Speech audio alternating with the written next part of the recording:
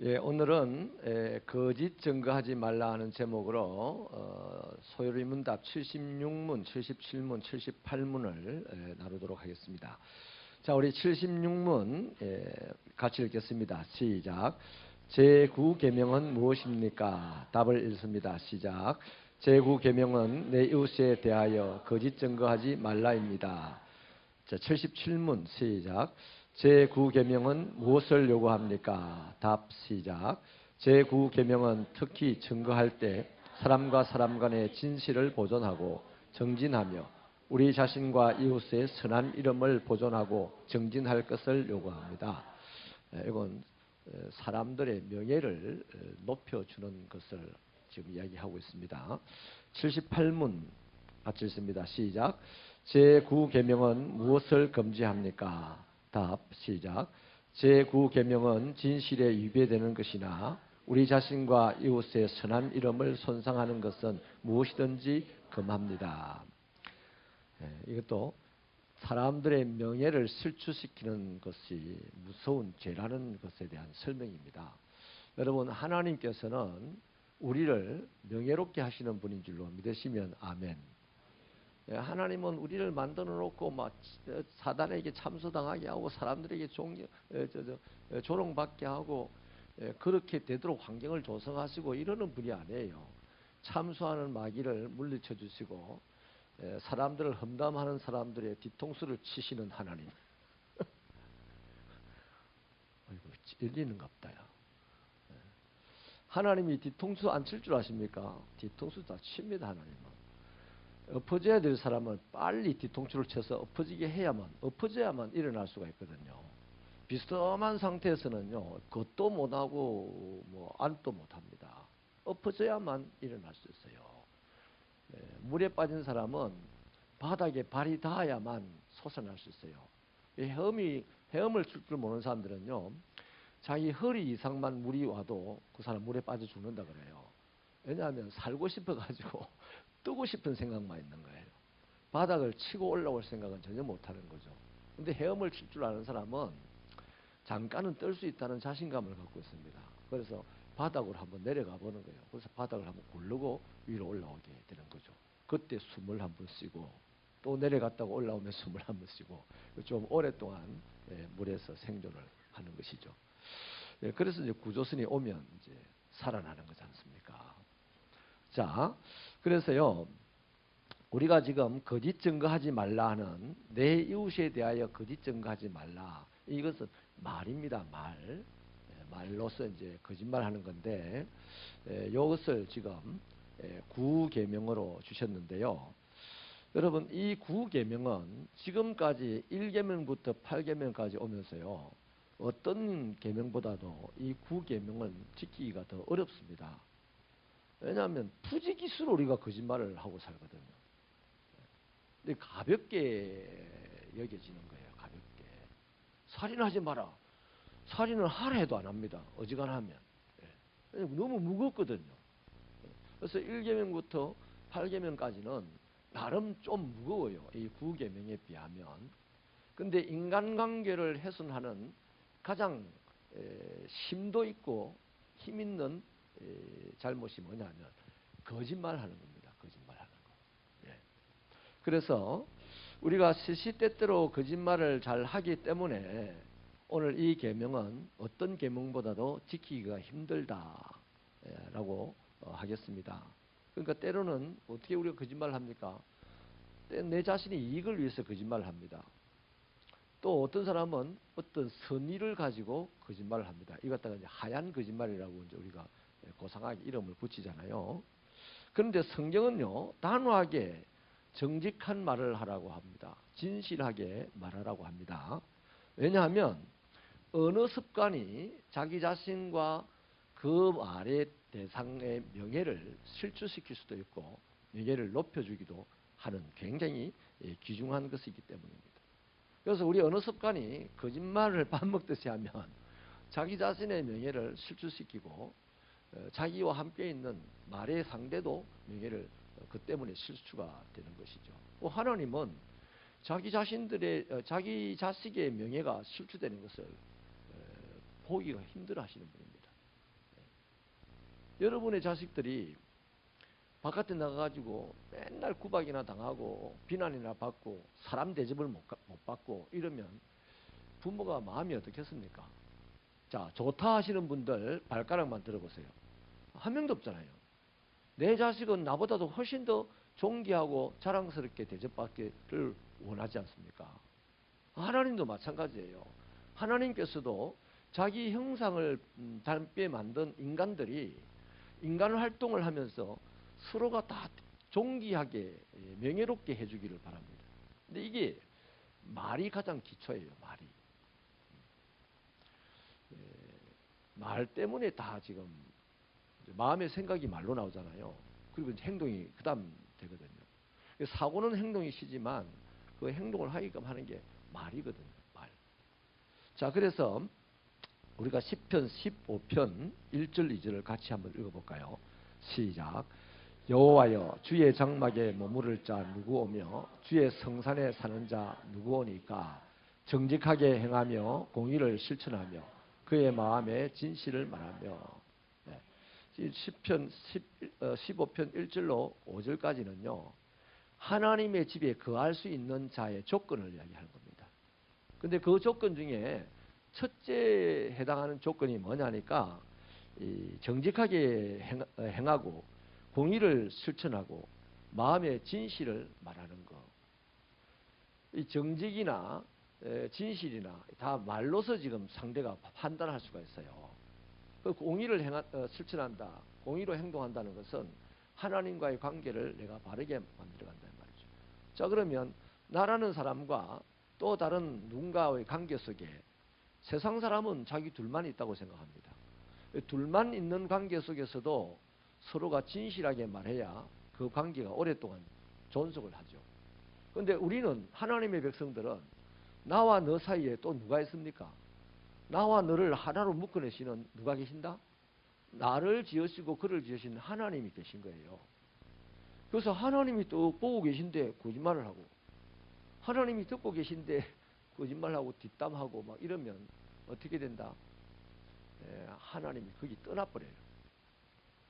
하나님이 그 자리를, 우리 부모들, 저는 그걸 철저하게 경험한 적이 있습니다. 우리 친구들은 우리 아버지를 몰랐어요. 제가 중학교를 가가지고. 근데 우리 아버지가 학교를 오셨어요. 우리 친구들하고 저하고 온갖 장난을 치고 그냥 이렇게 놀고 있는데 우리 아버지가 싹 지나가셨어요. 근데 집에 가니까 저를 캥하니 이렇게 대하더라고요. 그래서 한참 지나가, 며칠 지나가지고 아버지 그때 학교 오셨다면서요. 갔지. 왜 저를 봤다면서요. 봤지. 왜 말씀을 안 하셨어요? 야, 이 자식아, 내가 그 당시에 니를 아는 척 했다고. 나 뜨거워서 아는 척을 못 하겠더라. 내가 무슨 짓을 했는지 모르겠어요. 뭐 친구들하고 그냥 온갖 장난스러운 소리하고 막 육두문자 써가면서 이렇게 지냈겠죠. 그죠? 그 아버지 지나가는 그 하단 그 길목에서. 근데 아버지가 내가 너무 이쁘게 보였으면 아이고 어려워하고 탁 불렀을 겁니다. 그죠? 그리고 어깨도 두드려 주시고 용돈 주면서 풀빵 사 먹으라고 친구하고 이렇게 했을 텐데 그냥 쑥 지나가서 모른 척 갔어요. 나중에 알고 아버지 왜 저를 아는 척 안 했습니까? 이러자. 야, 이 자식아, 나 뜨거워서 네 아는 척 못하겠더라. 그 말을 들었어요.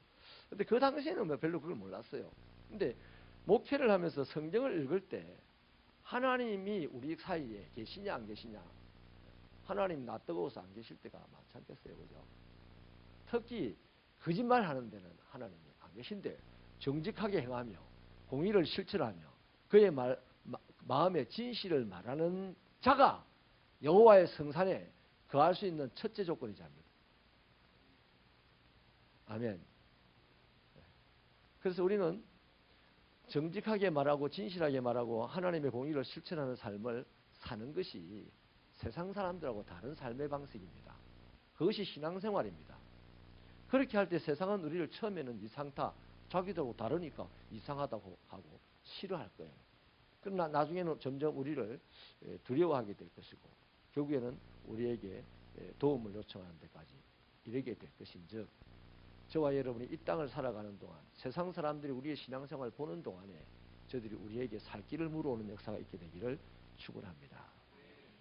아멘. 자, 그래서요, 거짓말하는 사람은 하나님의 곁에 있을 수 있다 없다. 나는 있을 수 있다고 생각하지만 하나님은 이미 안 계셔 거기에. 그러면 거짓말 많이 하는 구역 모임에 하나님이 계실까 안 계실까? 안 계신 거지. 우리는 하나님이 계시다 생각하고 막 예배를 드리는데 하나님 안 계셔요. 그 구역장이 어떻게 예배를 끌어가야 된다? 지금 이전까지 거짓말 했던 죄를 용서해 주시고 이 시간 진실하게 알려주시며 우리의 모임 속에 하나님의 축복이 있게 해주세요. 이렇게 하나님을 초대하는 거예요. 우리가 예배의 부름을 할 때 사실 그런 의미로 하는 겁니다.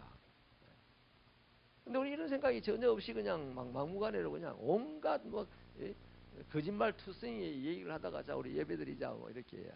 제가 어제 구세군교회 사관 목사님 아버님 소천을 하셔가지고 제가 문상을 다녀왔는데 이분이 저보다 3살이 많아요.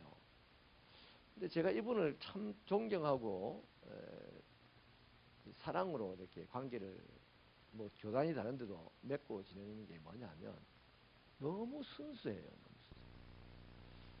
순수. 우리는 개신교 중에 이제 장로교 목사들은 막 그냥 너무 가벼워졌어요. 성경 지식이 너무 많아가지고 이제 가벼워졌어. 근데 구세군의 이 사관님은 성경 지식은 조금 부족한 듯 하지만 그래도 그 교단에 공감 만드는 분이에요. 하지만 너무 순수한 거예요.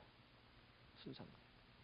그래서 본인이 어떻게 말실수 하나 한 것 때문에 며칠을 잠을 못 자고 아파하고 그것도 제게 가벼운 목사 여러분보다 가볍다고 하는 말이 아니라 하나님 보시기에 가벼운 이 목사에게 어떻게 하면 좋겠냐고 상담을 해오는 거야.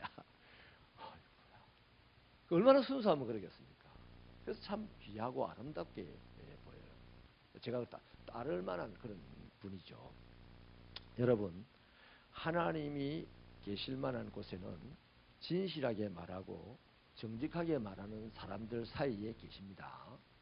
내가 음모를 꾸미고 온갖 겉모술수를 지금 말하는 그 속에는 하나님 안 계세요. 그 목회를 하면서 그런 걸 가끔씩 봅니다. 자, 그 다음에요. 나 자신과 이웃의 명예를 지키기 위하여. 자, 거짓 증거하지 말라는 이 말은 거짓말만 하지 말라는 말이 아니고 하나님의 백성들은 사람들의 명예를 지키고 명예를 정진시켜주는 역할을 하면서 살아야 된다는 얘기입니다.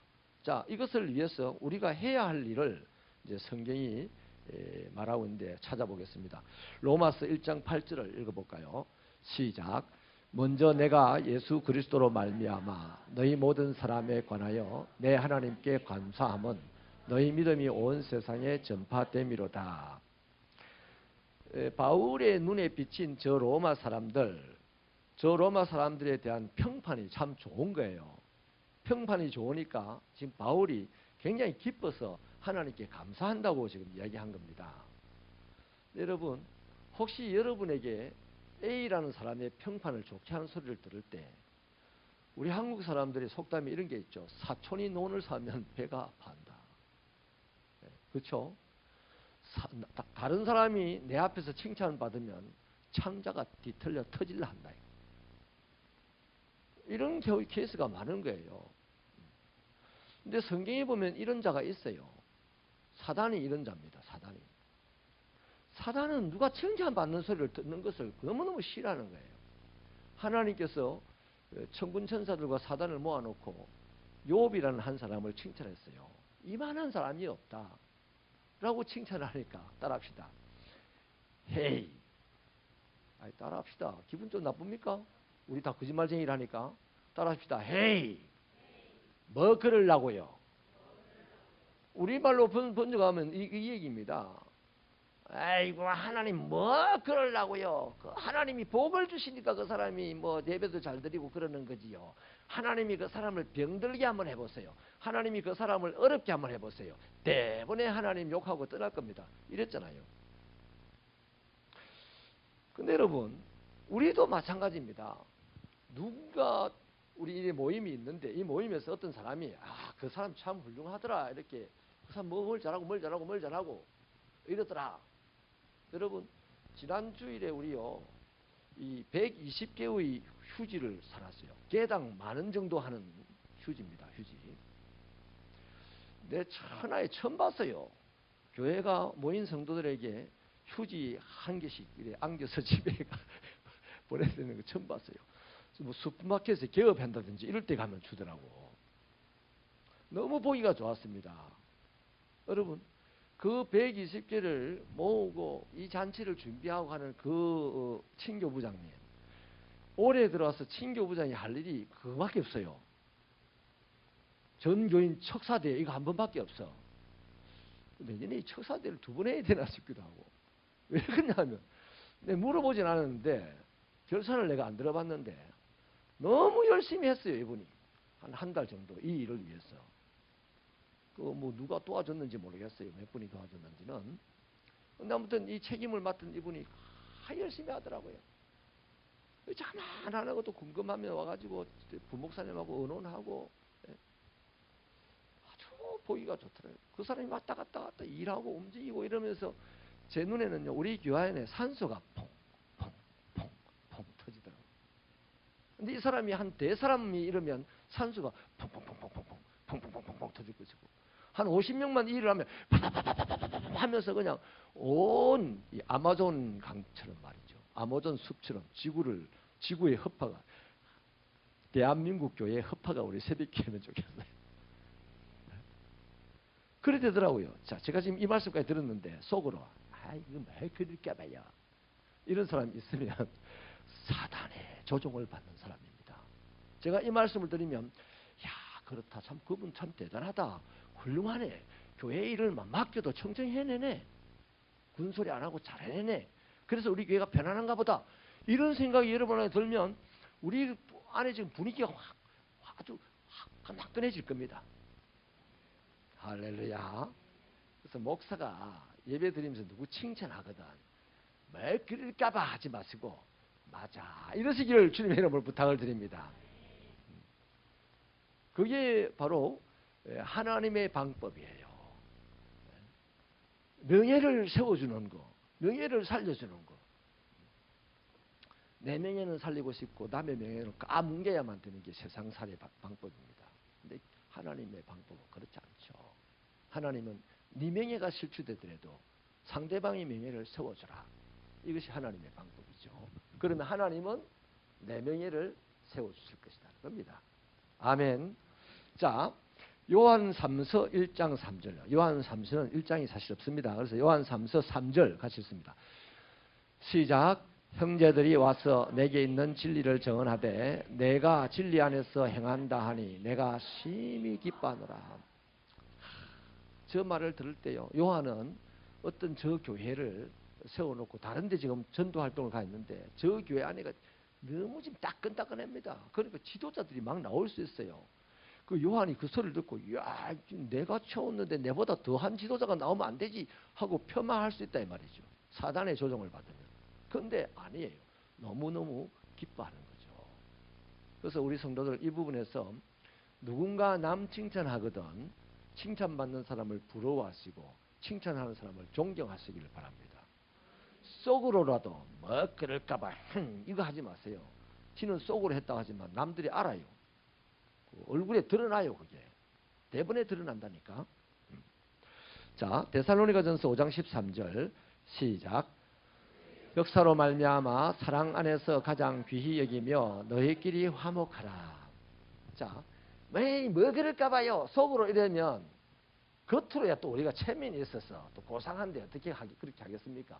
어지간한 말에 우리 모임 중에 한 사람 아니면 2사람만 그래. 대부분은요 그러지 않습니다. 그런데 대부분은 속으로 이런다니까. 속으로. 뭐 그럴까요? 이러면 뭐가 안 된다? 화목한 공동체가 안 되는 거예요.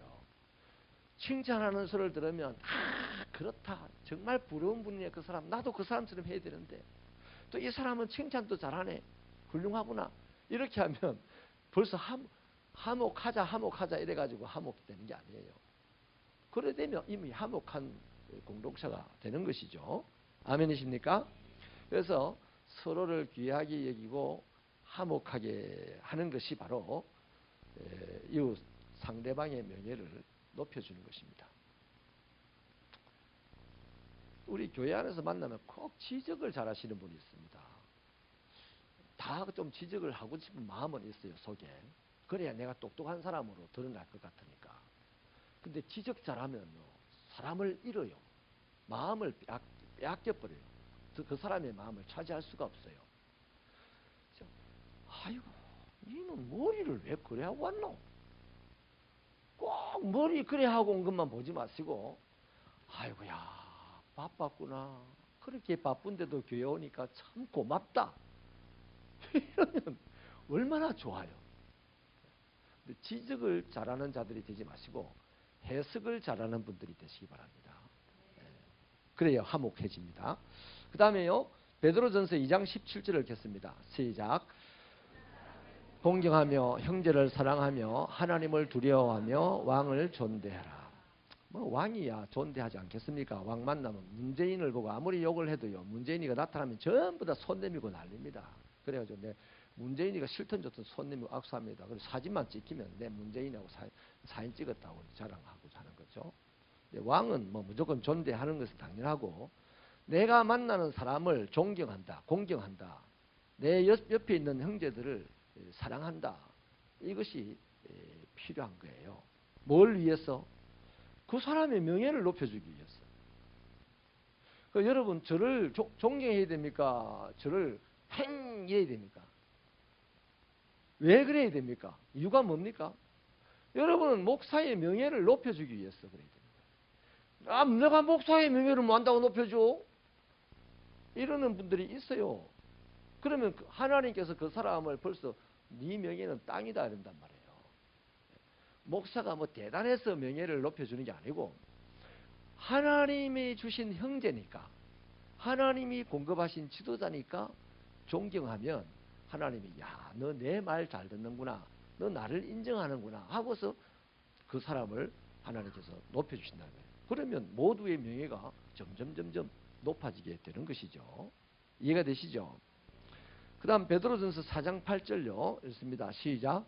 무엇보다도 뜨겁게 서로 사랑할지니 사랑은 허다한 죄를 덮느니라.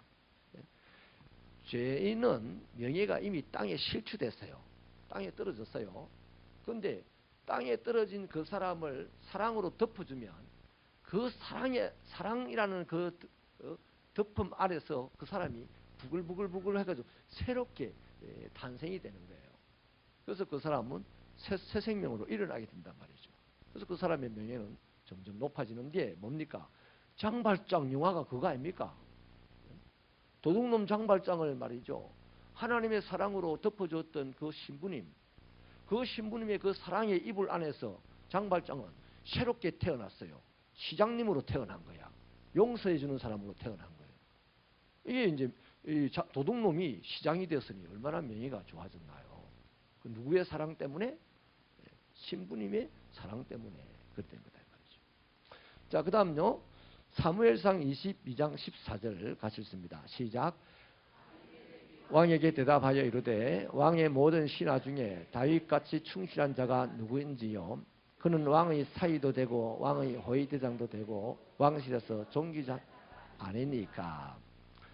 자, 왕의 신하, 사울의 신하들은 지금 다윗을 보면서 칭찬을 합니다. 너무너무 충실하지 않습니까? 충성스러운 자입니다. 그리고 이렇게 멋있는 당신의 사위입니다. 이렇게 하는데 이 왕이 헤이 뭐 그럴까봐 이러는 거죠. 네? 왕이. 그래서 이제 이 다윗을 시기하에서 죽이려고 했잖아요. 사단의 조종을 받은 사람이잖아요. 그럼 지금 우리는 다윗을 존경합니까? 사울 왕을 존경합니까?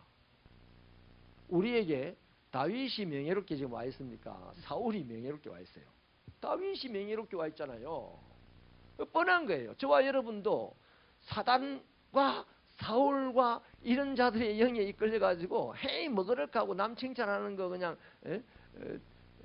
그렇지 않다라고 말하고 말이죠. 남의 명예가 올라가는 것을 싫어하고 이러면 똑같이 사단의 명예는 땅에 떨어지고 사울의 명예 땅에 떨어지고 나의 명예도 땅에 떨어지는 겁니다. 그 자기는 명예를 올리려고 한 짓인데 오히려 더 급하게 땅에 떨어지는 거죠. 그러나 다른 사람의 명예를 올려주기 위해서 내가 말하고 행동하면 하나님이 내 명예를 올려주니 내 명예는 급전직하 하루아침에 올라가는 날도 온다 이 말입니다. 그 사람이 요셉입니다. 요셉. 자, 이 형들의 명예는 요셉 앞에서 땅에 떨어졌습니다. 그래서 머리를 쳐박고 절을 하잖아요, 요셉에게. 그러나 요셉은 뜨거운 사랑으로 그 형들을 덮어줘요. 그래서 형들을 아버지와 함께 바로 왕 앞에 데려갔을 때 바로 왕 앞에서 요셉의 형제들이라고 명예롭게 되잖아요. 그러니까 어떻게 됩니까, 나중에? 그럼 형들이 더 요셉보다 더 명예로워집니까? 아니요. 요셉의 명예는 하늘 높이 올라가지 않습니까? 그래서 다른 사람의 명예를 높여주는 것을 우리 신앙생활에 한 습관이 되시기를 주님의 이름으로 부탁합니다. 아멘. 자, 그러면요, 마태복음 한 가지 깎아내리는 거 절대 하지 마십시다. 남들 깎아내리는 거, 구역원이 구역장 깎아내리는 거 하지 마시고, 평신도가 중직자들 깎아내리는 거 하지 마시고, 중직자가 당회원들 깎아내리는 거 하지 마시고, 무슨 일이 있어도 그러면 안 돼요. 하나님이 살아계신 줄 믿고 하나님이 우리를 평가하신 줄 믿으면 남 깎아내리는 짓은 신앙생활하면서 안 해야 됩니다. 했다면 자기 입을 때려줘야 됩니다. 이 재수 없는 입이, 방정맞은 입이 이랬다고. 그러면서 주님이 내 입을 치기 전에 내가 내 입을 치면서 회개할 줄 알아야 됩니다. 우리가 연약해서 남을 깎아내릴 때가 있긴 있습니다만 빨리 회복시켜야 돼요. 그러나 저는 강력하게 요청합니다. 나 자신을 깎아내리는 데 애를 쓰시고 저를 깎아내리는 데 애를 쓰란 말이 아니고 여러분 스스로를 깎아내리는 데 애를 쓰시고 다른 사람은 다 붙여주는 데 애를 쓰는 분들이 되시기를 축원합니다. 축원합니다. 자, 그 다음 마태복음 18장 15절로 16절요. 같이 읽습니다. 시작. 내 형제가 죄를 범하거든 가서 너와 그 사람과만 상대하여 권고하라. 만일 들으면 내가 내 형제를 얻은 것이요 만일 듣지 않거든 한두 사람을 데리고 가서 두세 증인의 입으로 말하라.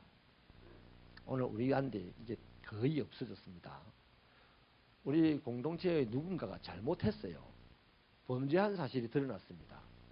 그러면 그 사실을 제일 먼저 확인한 내가 누구에게도 알리지 말고 그것을 덮어놓고 내가 그 사람을 직접 찾아가서 당당하게 그 사람의 잘못을 꾸짖어야 합니다.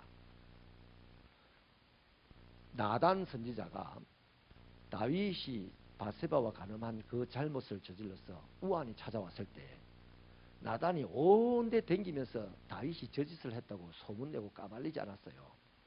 조용히 다윗 왕을 찾아가가지고 감히 백성이 왕을 찾아가서 당신이 그다 이렇게 잘못을 호되게 책망을 하는 그 용감한 것이 나단 선지자인데요. 그래서 그 사람이 그 말을 들었을 때는 더 절친이 되지 않겠습니까? 허물을 덮어주고 지켜준 사람이 되니까.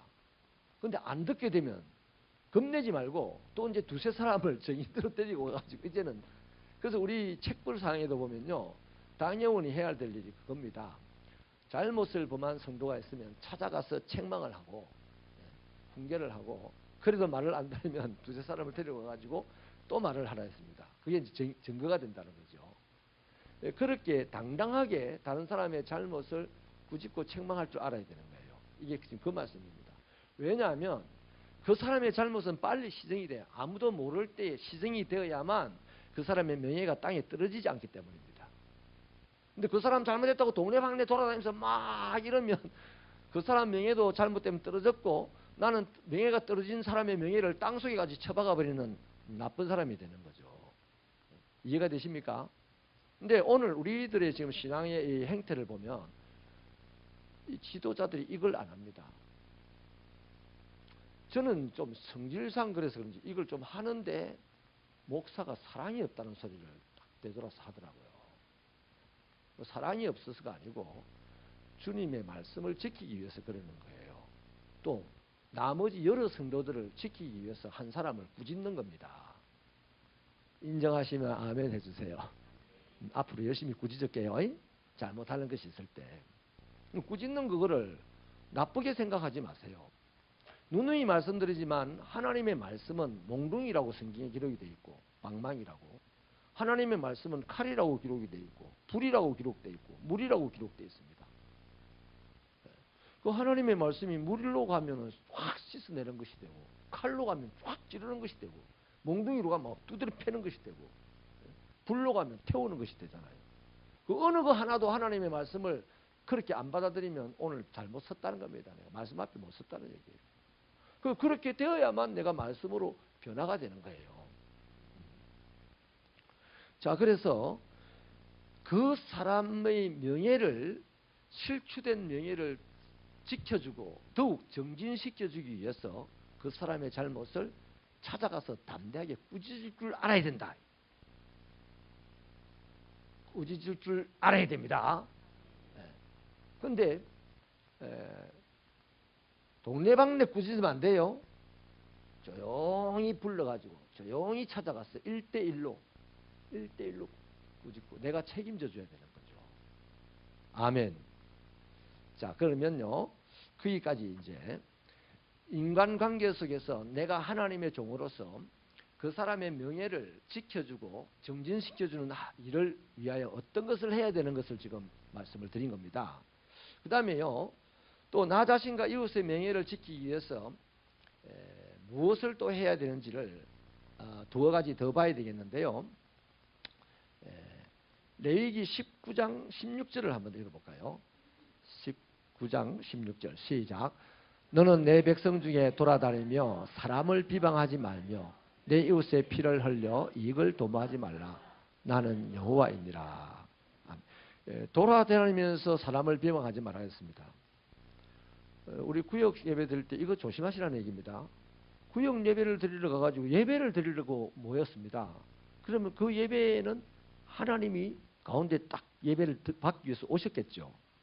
하나님을 모셔놓고 누군가를 비방하지 마세요. 만약에 하나님을 모셔놓은 그 예배 현장에서 누군가를 비난했다 이러면 바로 여기에 해당되는 거죠. 돌아다니면서 비방이나 일삼고 하나님 이러는 거예요. 그리고는 얼른 그 자리를 떠나시겠죠. 하나님은. 그러면 거기는 하나님이 없이 주여 주여 하고 예배하는 어디겠습니까? 갈멜산에 바알신과 아세라를 섬겼던 그 선지자들의 모임과 똑같은 모임이 될 수밖에 없는 거죠. 다시 한번 강조합니다. 우리 성도들이 돌아다니면서 사람을 만날 때는 권고하고 훈계하고 위로하고 격려하고 칭찬하고 뭐 이런 거 위해서 이제 다니는 거 아니겠어요? 그런데 비방하려고 하진 않았는데 이 버릇이 그래 들은 거야. 그래서 이런 걸 깎아내는, 자기를 깎아내는 작업들이 필요합니다. 자, 시편 15편 3절 같이 읽습니다. 시작. 그의 혀로 남을 허물하지 아니하고 그 이웃에게 악을 행하지 아니하며 그의 이웃을 비방하지 아니하며. 즉 중간에 악을 행한다는 것은 행동에 대한 얘기고 앞뒤로 혀로 남을 허물지 않고 그 다음에 남을 비방하지 아니한다 이거죠. 말로 하는 거죠. 비방하거나 다른 사람의 허물을 말하는 이거, 다른 사람의 명예를 세워줘야 될 우리들의 사명을 가진 삶을 살아가 우리들에게서는 있어서는 안 되는 거라 이 말입니다. 내 이웃에 대하여 거짓 증거하지 말라는 그 말 안에 이게 있다는 겁니다. 이게. 자, 그 다음 또 우리가 하지 말아야 될 거요. 스가랴서 8장 17절 있습니다. 시작. 마음에 서로 해하기를 도모하지 말며 거짓 맹세를 좋아하지 말라. 이 모든 일은 내가 미워하는 것이니라. 여호와의 말이니라. 마음에 서로 해하기를 도모한다 이 말은요. 내 지금 마음에 음모를 꾸미는 겁니다. 권모술수를 막 지금 양산해내는 겁니다. 그럼 그 사람이 당장 누군가를 만났을 때 그게 싹 드러날 겁니다. 그게 뭐겠습니까? 이제 저거죠. 거짓 맹세가 될 수가 있고 남의 허물을 덜추는 것이 될 수가 있고 또 다른 사람을 깎아내리고 비방하는 것이 되는 그것밖에 될 게 없습니다. 마음에 상대방을 해하기를 도모한 사람이 그 다음에 행동에서 사람을 만났을 때 나오는 것은 그런 것밖에 없어요. 하나님이 떠나갈 이 짓거리밖에 없다는 거죠. 그러니까 내 마음에 누군가를 미워하고 누군가를 음해하고 누군가를 비방해야 되겠다. 그래서 내 이익을 도모해야 되겠다. 그래서 그 사람을 나보다 밑으로 내려놓고 내가 밟고 올라서야 되겠다 하는 이런 마음이 들 때 어떻게 됩니까? 따라하십시다. 사단아 물러가라. 저는 옛날에 이런 경험을 했습니다. 지금 보니까 아무것도 아니에요. 그게 허상이에요. 허상. 기도하는데 딱 내가 어릴 때 들었던 저승사자들이 여러 시간 내 옆에 다 앉아 저를 보고 있어요. 제가 누우면 따라 눕고 의자 밑으로 이렇게 저를 쳐다보고 있고. 근데 그때 느낀 게 뭐냐면 네가 언제 죽는가 보자. 내가 네 데리고 가려고 왔다. 이런 마음만 주는 거죠. 지금 이제 신학적인 이제 연구가 다 돼 있는 입장에서 그때를 돌이켜 보니까 다 허상이었어요. 허상. 내가 지어낸 허상이었습니다. 사단이 뭐냐면 바로 그겁니다. 내 마음에 다른 사람을 해코지하기 위해서 뭔가 겉모술수를 지금 꾸민다든지 뭐 악한 일들을 도모한다든지 이것들이 다 사단이에요. 사단. 그러니까 우리는 뭐 갑자기 겁이 확 난다든지 무슨 소리가 붕 들린다든지. 저도 저 뒷산에 우리 교회 오고서 한 2년인가 있다가 밤에 뒷산에 몇 번 올라가 봤어요. 저 산에. 처음으로 나무가 온다는 소리를 들었어요. 소설책에서 나무가 온다는 소리를 들었는데 저 실제 나무가 오는 소리를 들었어요. 막 이렇게 하더라고요. 그리고 나중에 이제 알아보니까 그게 밤에 나무가 자란대요.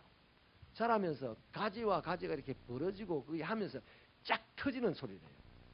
그래서 그 울림이 굉장히 크더라고요. 짐승이 우는 소리처럼. 혼비백산했거든요. 알고 보니까 나무가 그렇게 이제 성장하는 과정에서 나온 소리를 하더라고요. 그 위에는 산에 가서 쭉 소리 나도 나무 안녕? 나무 노래하는 거야. 뭐 이러면서 가는 거죠. 여러분 검은 망토를 덮어쓰고 요괴처럼 해가지고 우리 앞에서 이렇게 안 나타납니다. 마귀가. 마귀는 어떻게 나타난다? 내 안에 악한 생각을 도모하는 것으로 나타나는 거예요. 이해되시면 아멘. 그럼 우리 날마다 어떻게 해야 돼? 날마다 원수 마귀와 싸울 일이 생기는 거야. 그런데 망토 쓰고 마귀가 나타난다고 생각하니까 평생 가도 마귀를 못 봐. 그러니까 마귀야 물러가라 할 소리도 없고 우리들의 싸울 것은 혈기 아니요 육체 아니요 뭐 공성근세 잡은 마귀 뭐 이런 거 찬송에나 있지 실제로는 없는 거라. 바로 이겁니다. 마음에 서로 해하기를 도모하는 것이 바로 내 안에 이미 들어온 마귀입니다. 그래서 빨리 마귀야 물러가라 하고 하나님 내 안의 생각을 성령님 지켜주시고 감찰하시고 다스려 주셨어요. 근데 가만 내버려두니까요.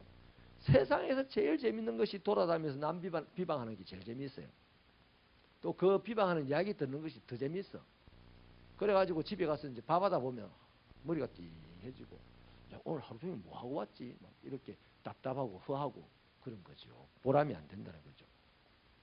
마태복음 7장 3절을 읽겠습니다. 죄송합니다. 스가랴서 8장 17절 읽었죠. 스가랴서 8장 13절 보여주실래요? 저기 보십시오. 뭐 하나님이 뭐 안 됐습니까? 미워한댔습니다. 그 내가 누군가를 해하려고 마음에 먹은 도모를 한다. 목사를 해코지 하려고 도모를 한다. 그런 사람 많아요. 누가 미워한다? 목사는 몰라서 안 미워해. 알면 진짜 미워하겠지. 그런데 하나님은 다 알아요. 아멘. 하나님이 미워하신대. 근데도 이래도 하나님은 겁도 안 돼. 혹시 목사가 자기 미워할까 봐서 오히려 더 겁이 나지. 하나님이 미워한다는 거에 대해서 겁도 안 난다. 이래 신앙이 왜곡됐어요. 하나님이 미워합니다. 자, 마태복음 7장 3절요. 시작. 어찌하여 형제의 눈 속에 있는 티는 보고 내 눈 속에 있는 들보는 깨닫지 못하느냐. 남을 판단하고 정죄하는 것을 지금 말씀하는 겁니다. 남 판단하고 정죄하지 마라. 따라합시다. 내 눈에 보이는 것은 바로 나다. 하나님이 살아계시면요. 살아계시다면 우리 눈에 필요 없는 것들 보여주지 않을 거예요. 내 눈에 잘못된 사람이 보입니까? 그러면 하나님이 야 너야. 그래서 나를 돌아볼 줄 알아야 됩니다. 그 사람을 판단하고 그 사람의 실체를 판단하고 정죄하는 것은 하나님이 할 겁니다. 나는 그것을 보면 내가 하나님처럼 판단하고 정죄할 것이 아니라 나도 저 사람 같은 건가 하고 나를 돌아봐야 돼. 그 얘기입니다. 그래야만 우리의 명예를 지키고 다른 사람의 명예도 정진시켜 줄 수 있다는 거죠.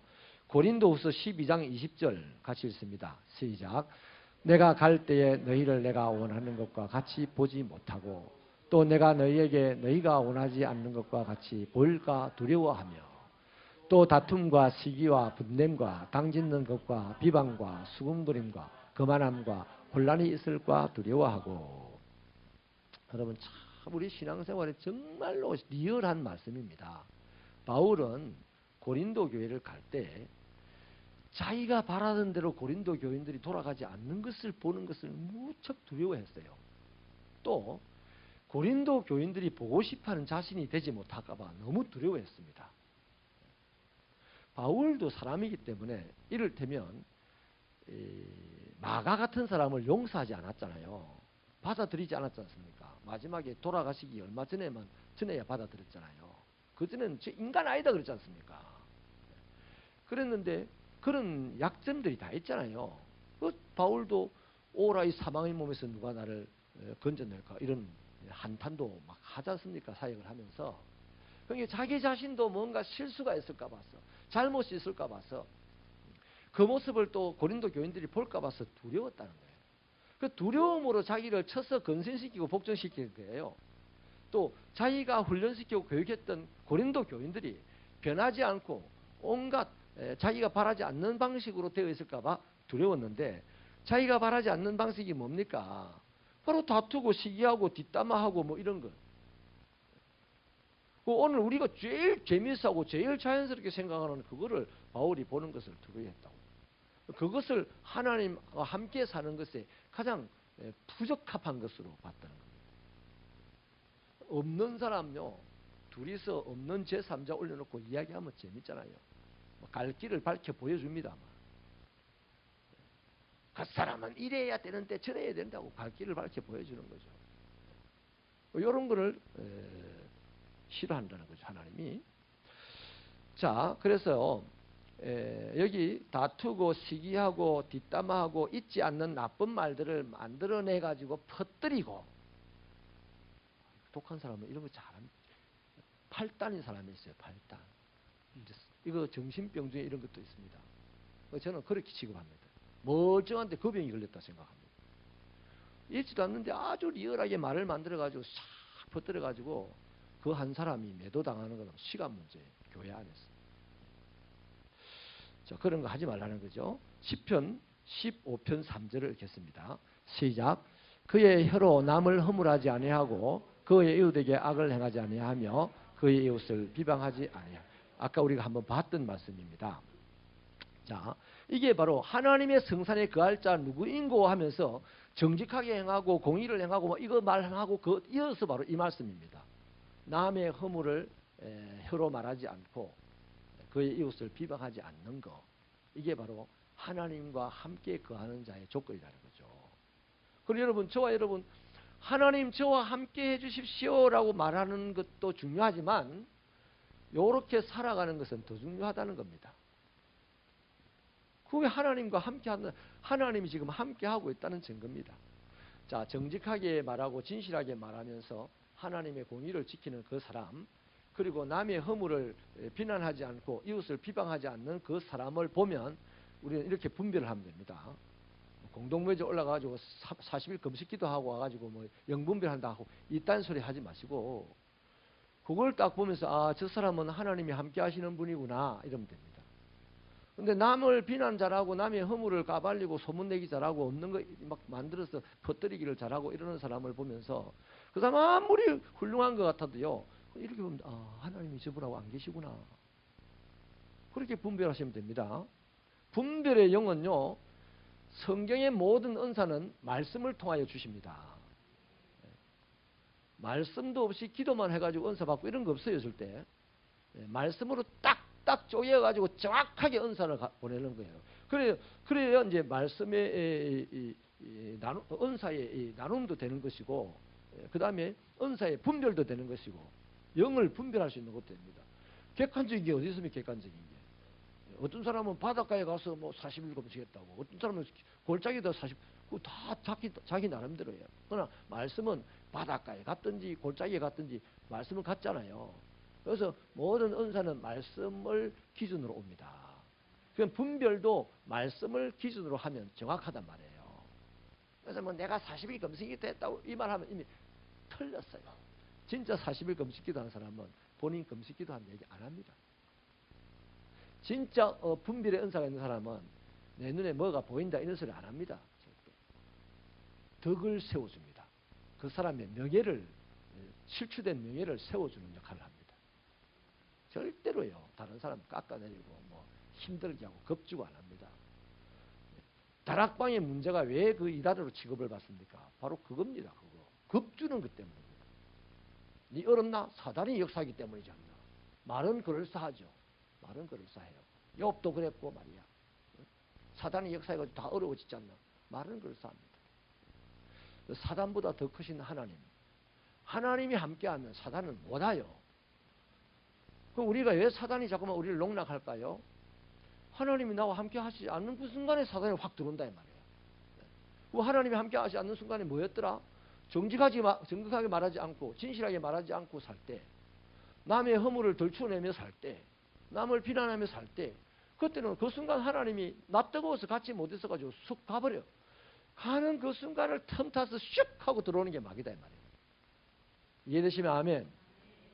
이 정확한 얘기입니다. 자, 말씀을 마칠게요.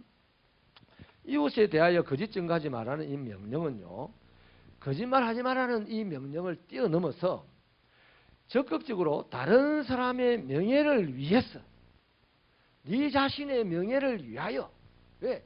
너는 하나님의 아들이라는 명예로운 존재다 이거야. 저 사람은 내 형상을 입고 이 땅에 만들어져서 보내진 명예로운 사람이다 이거야. 그래서 네 명예도 지키고 저 사람의 명예도 지키고 세우기 위하여서 거짓말하지 마라 이 말입니다. 할렐루야.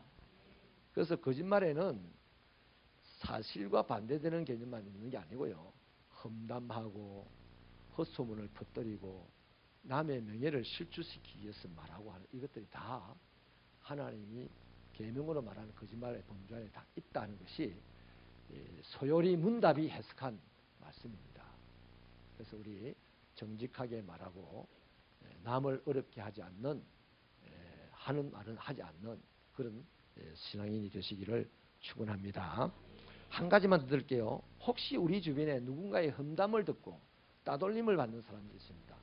이제 미래 사회로 가면 갈수록 이런 사람이 많아져요. 지금은 이제 초등학생이나 중고등학생들에게 이런 이제 친구들이 생기는데, 앞으로는 이제 다반사입니다. 이제 어른들에게까지 이게 팍 밀려올 겁니다. 따돌림 시키는 이 일이. 지금 우리 초등학생이나 중고등학생들 따돌림 받으면 못 살아남잖아요. 못 살아남아요. 이제 앞으로 어른들도, 우리들도 그런 일이 생길 수 있습니다. 자, 여러분들이 모조리 한 패가 돼가지고 누구 한 사람 탁 따돌리기로 마음먹으면요, 이거 한 사람은 끝나버렸어요.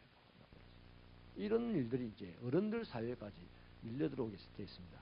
그래서 성경은 이 거짓말 하지 말라는 이 계명을 통해서 험담을 받고 따돌림 당하는 사람들, 이 사람들을 위하여 변호하며 싸우라는 데까지 소요리 문답은 지금 이야기하는 겁니다. 다른 사람의 명예를 정진시키라는 말이 바로 그 얘기입니다. 이런데 익숙한 현대 그리스도인들 되시기를 축원합니다.